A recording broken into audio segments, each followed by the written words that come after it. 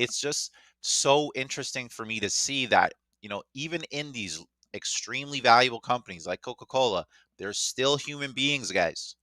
They still have to put the reps in. So fun. If you're an AI person, you might understand what I'm about to say.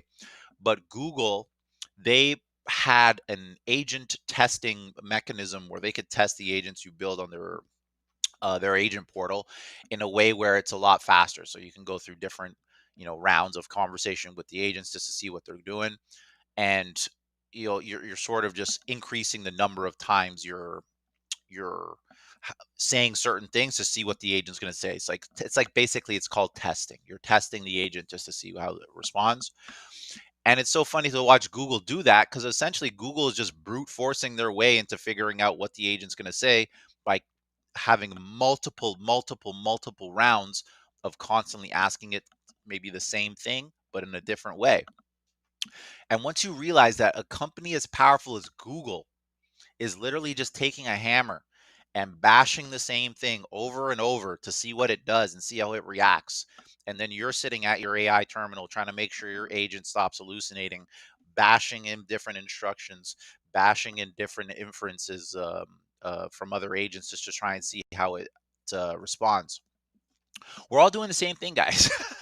We're literally like the billion trillion dollar companies like Google and Microsoft. They're testing their agents in the exact same way you would be testing your agent sitting down at ChatGPT.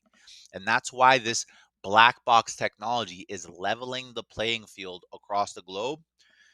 Small mom and pop shop is doing the exact same work that Google is to make sure their AI is working properly.